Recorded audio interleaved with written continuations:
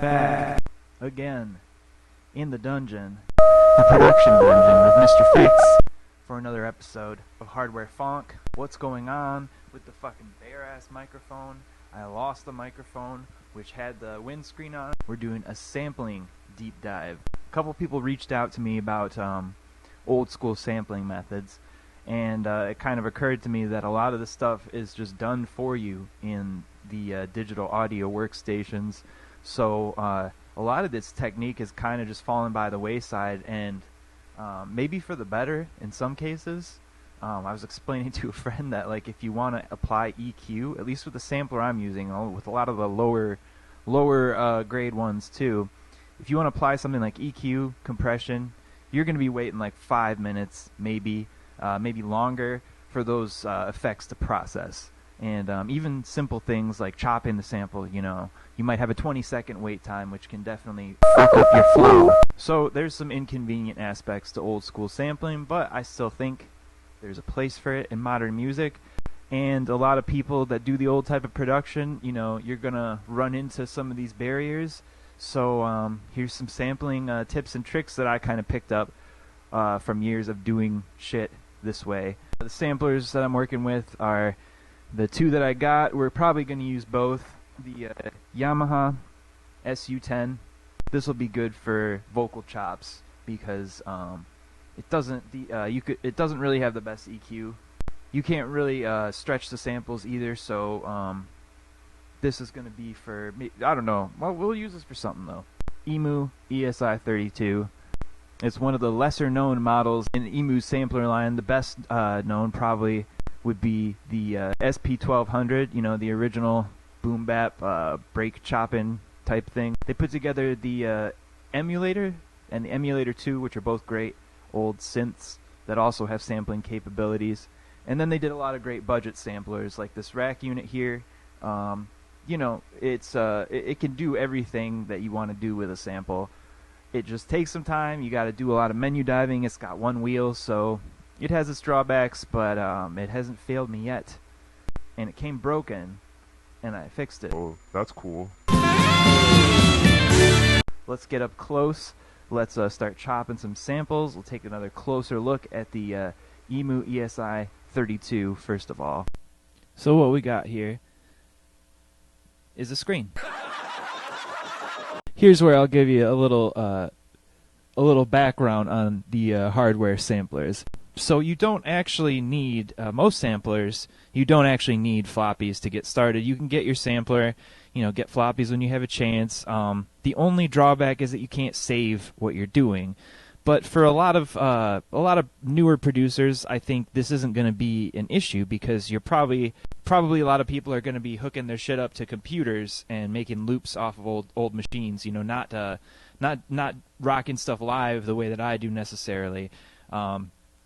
So you don't really need to worry about saving your progress on a floppy because you'll have access to the digital stuff, and the fact that once you turn your sampler off it'll just clear, that's not really going to be an issue for you. You definitely don't need one of the refurbished ones with a zip drive or a USB drive or whatever. I've seen them both ways.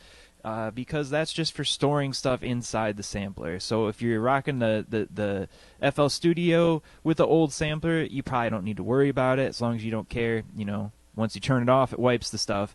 I used this thing for a long time without floppies, and that was even doing the hardware jams because I just don't really care. Because you have to format them with this machine. But in case you're curious, you'd pop a disc in, you'd go to Master, Global, you'd hit your wheel, you go to Disk Utilities, number 7, you hit Enter, and number 6 is Format Disk. And it'll ask you like yes or no a couple times, and then you'll know if it errors out, it'll tell you. But basically that's what you need to do if you want to use a disk. So I've got 2 up here that I've already formatted. They are good to go. So sample management is right there next to the Master Global. And when you hit that, it goes to here, empty sample number 1. What you're either going to want to do is ARM sampling, and that basically just starts the machine recording, Or you want to go one further to force sampling, and that's if you're trying to sample some quiet shit. The machine will automatically kind of erase that stuff. It kind of like tries to do its best at picking the start point, which it's not very great at if the audio coming in isn't very loud. And another thing you might run into is you might hit it too hard, and then you'll sample overload, in which case you could still use it, but it might have digital distortion on it. So that's up to you. I'm going to do arm sampling because I think what I have should be loud enough. And it's coming off of this guy right here. This is the crown jewel of the Mr. Fix hardware library. My old one died, and I got it for a fucking $1, and I had to pay like $25 for this one. But it also came nice little bag, nice little microphone in there too, in case I want to use it. Really shitty microphone, actually. RCA out. That's the way most samplers are. They might have a 1/4 inch out, but normally you're probably going to look at an RCA out. So I got the RCA out. I got the adapter going down to the headphone size into the headphone jack on here. And this is just some shit that I recorded. This is the Gimme Some family. We're going to use that sample first. What you wanna do? Scrap like a army tank. Arm dropping bombs, sells alarm when I'm in the bank. Cops. So there's our little Memphis rap loop. And you could tell I might have slowed it down a bit. That's why this thing is great. Oop, we got sample overload. That's fine for this one, I think. It'll probably be fine. You just hit enter, and then... See, it's there. It's just really fucking loud. I'll make sure it doesn't peak out. What you wanna do? Scrap like a army tank. Arm dropping bombs, sells alarm. No, it sounds fine. It sounds kind of cool. Yeah, this thing gets really loud, so that wasn't even with the volume up full, and it's peaking this thing out. Normally, I don't have that issue. So, we got to go to digital processing, and number 3 is truncate. That's what the actual word is for when you want to chop a sample. It's truncate. So, if you can't figure out how to chop a sample, or you can't find the section for it, look for the word truncate for whatever fucking reason. And now, this is... you might have noticed on a lot of old rap records, old EDM records, they do a lot of stuttering kind of samples. You know, that kind of stuff. And that is because people spend hours sitting and doing this, you know, edging this wheel closer to where you want it. So that's pretty close to where I want it. That's probably good enough. So we're going to hit enter. It truncates it. So this is the... This is the main sample, and I'm going to chop this up a bit. But first, just because this is going to make everything go faster, and it's going to make everything sound cooler, we go up here, this is under digital processing still, to digital tools 2, and you actually, you arrow back, just like the Nirvana record, and you get sample rate convert. This is how you get it to sound fucking nasty. I go down to like 10,000, somewhere in there, 10,000 hertz, and that makes the sample smaller so that, you know, it takes less time to do any processing, but also it gives it the cool crunchy sampler sound, which this is a pretty high bit rate sampler, so you don't really get that otherwise. So now you can hear that is really kind of a disgusting sound. So we're going to do some more digital processing because I don't want to have to go back and do this shit to the other samples. You know, basically you're copying a sample to another sample, so you might as well do this shit first if you're going to work this way. So I'm going to apply some EQ. This is going to take a minute. So something that you might do with your samples is you might throw an EQ on them and drop out the lows, the low lows, and the high highs, and, you know, boost the mids so that you're getting just the parts you want of the sample. This is what I'm doing here, and it gives me all this shit which I've never had any use for, doing an EQ that starts at a different time than the beginning or ends at a different time. Yeah, I don't know. I mean, maybe it's for an EQ sweep for a techno sample, but so you hit enter till you get to this part, and the gain. So we actually want to go down. I'm going to go to negative 16 dB because I'm dropping frequencies, and this is where also this is where you fucking jump around over here. This is where you actually have to kind of know some recording shit to be able to do the old school sampling. And you know, I went through audio school, and I had no use for this stuff for so many years that I kind of forgot it and had to kind of relearn, like, which frequencies are we trying to, you know, it's very easy with the visualization. You know, you go all the way to the end and you drop those lows so you're not getting stray kicks or whatever, you know, low sub bass from your sample that you don't want interfering with your recording. Or maybe you're applying presets. You're not even, you know, you've got something that maybe isn't specifically an EQ, but is like a dynamics processor, and it does stuff like this. You know, it puts like maybe a band pass on it, so only the mids are coming through. You know, you might not even touch an actual equalizer in your production. I'm cutting the low frequencies, and so basically you wanna like 100 hertz. That's where your kicks, you know, stuff like that is going to be down there. Stuff like low sub basses, maybe even further down, like 60 hertz, somewhere in there. So to get rid of it all, I'm going to go to 100 hertz, and then I'm going to pick the bandwidth, which is how, you know, big the EQ curve is. So basically how much, you know, it's going to peak at 100 hertz for the amount it's cutting out, but depending on how big your curve is, it'll cut out surrounding frequencies. So I'm going to drop this to about 500-600. This wheel's kind of shitty, so I do estimates. We'll go 600. So it's got a nice little range there. So it'll cut out some of the even lower frequencies and then some of those low mids too. And we hit enter, and now we wait for about 50 fucking minutes. So our EQ's done processing.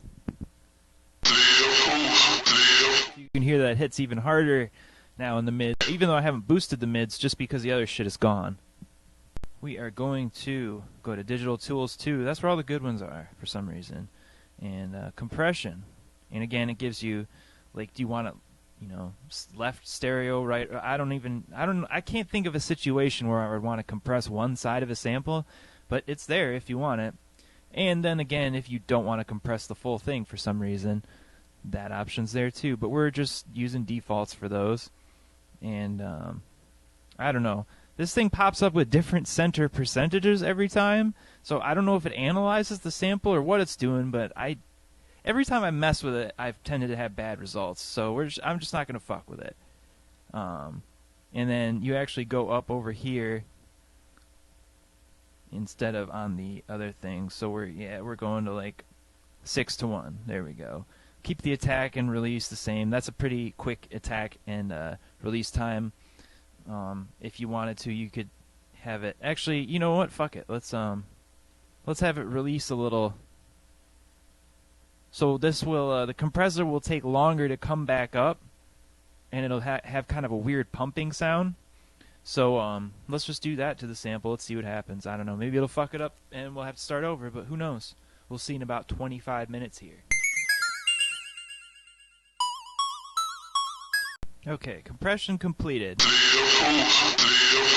So you can hear it's kind of evened it out a bit, and it's it just sounds a little nicer. So that's pretty much the digital processing that we're going to do the sample. The other stuff we can do in the preset. So what we got to do now is the annoying part, which is the chopping. So we're going to go to sample management. Copy sample, which is number 4. We hit enter. We want sample 1. I never worry about titling because it doesn't really fucking matter. And at least not to me. I mean, I'm not very organized. So we copy it to sample 2. Rename, nope, not going to worry about it. So there, we got the same thing. We go to digital processing. We're going to truncate. And I'm going to go to somewhere else, basically. Yeah, I think we'll start this one at strapped, so it's... There we go. Alright. And then we'll do one for the dropping bombs part, too. Why not? Okay. Sample management. And this is why I do it this way, because then you can just copy this one to the next sample, and when we go to truncating, there's less to cut out. It's less messy that way. So now we're cutting this one down.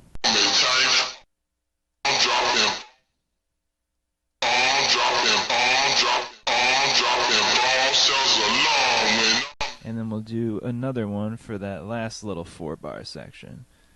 And we copy this one to sample 4. We're going to do our digital processing, truncate.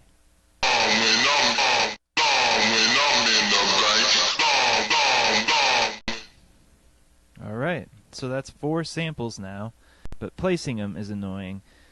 This is where it gets kind of stupid. So we go down here to preset management. We want to go to number 5, create a preset, and it gives you the first blank one. So yep, empty preset 1, whatever, untitled preset. So now we've got a new preset. We go to sample management. We have to place the samples on our MIDI keyboard if you want to be able to play them. So we go to place sample. We're going to go to untitled sample 1. That's the first one. And then primary. It says select primary, secondary. I have better luck when I just have them all as primary. And select the original key. So this is how I do this. Come up here. Wherever I'm going to place the sample, that's where I set the original key. Primary key for this sample, we're going to start right there at the beginning of the keyboard. And that's also where we're going to select the key range. So now our key is C1. It's the first C on the keyboard. So I hit enter. And that's where I want to place it also, is C1. Come back up here, hit the same note. And now C1. And this only works if you've got all your MIDI shit hooked up. And the way I've got that is that this one I just run off MIDI channel 1. I have this as the first thing in my chain of processors and whatever. And then I have it controlled by that keyboard up there, obviously. So now, where do we want it to go to? So I'm just going to kind of do this on the fly. I'm just going to kind of eyeball the keyboard and divide it up into 4, since we got 4 samples. And, I could set it 1 note to 1 note, and then you just have that sample on that 1 note. But for now, I just do it this way. That way, if I decide I want a different pitch for the sample, I've got some range to work with. So we want it to go. That is F2. So we hit enter. All right, that sample's been placed. We want to do the same thing with the other ones.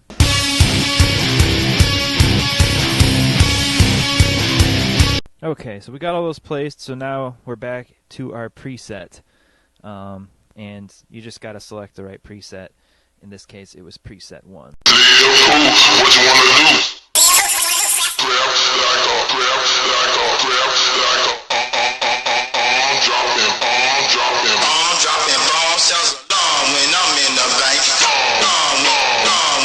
Let's do a little further dynamic processing. Just see what we can do to this sample here. So one of the things, number 1, you can tune it here if it's not quite on a beat. So we might have to do that, depending on when we get a metronome going, we start actually working on the beat. You got a chorus, and you can set a delay if you don't want it to start right away. I've never had a need for that, but maybe you do. The VCA, this is like the cutoff in the beginning of the sample. So as far as this one goes, I'm pretty satisfied with all these, but I'm going to go down here to the release and increase this a bit, because this sampler tends to not like MIDI notes to bleed over into each other. It cancels out and makes silence. So if you do this, then you can pull away from the keyboard, and it'll still keep going a little bit. So we'll change that a little bit. And we'll also mess with the filter. Here we do have our bandpass filter. And sometimes I like to do this, put it down there in the 90,000 hertz range. So as you can see, that filter kind of Makes it sound pretty different. So, and there was a body underneath the front wheel. got that just to throw in a beat just for creepiness. We felt her pulse. Same thing with that. And then we're gonna do some Doom Shop type shit here. We're gonna make just a loud ass fucking noisy sample and then have it sidechain compressed by the kick, so the kick just knocks it out of the way, and it's just gonna be hard as fuck basically. This one I'm gonna edit, so we go to Shift and then fuck, which one is it? Shift edit number 5. We want to edit pad 2 B2 because we're in pad bank 2. And we just want to, this one's actually kind of fun. You got this ribbon thing if you want to edit the start point, and that's what I'm doing here. So alright, and then you hit exit and then it does its little processing. You know, I'm not really using the sampler to its full capacity by just putting some loops in here. You can make crazy ass beats on this thing. You just have to forego a click track, get some drum loops. So you can scale samples. It's just not the best. So you go Shift Scale, which pad? We'll do that one. And then there's a filter, which is and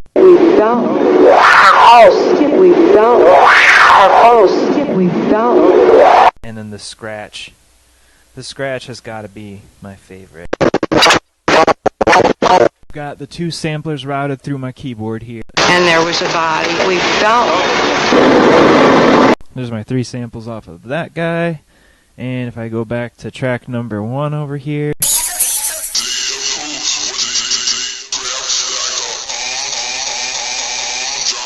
So there you have it. There's some samples chopped up the old-fashioned way with a couple of consumer-grade machines. But let's see what we can do with those, and the normal setup will probably, I have a feeling the doctor will get involved, and I also have a feeling this guy here, this is a newer edition, this is the Proteus XR1, very 90s, very mist sounding. But yeah, let's see what happens. I'm going to put the mic down, and we'll check back in.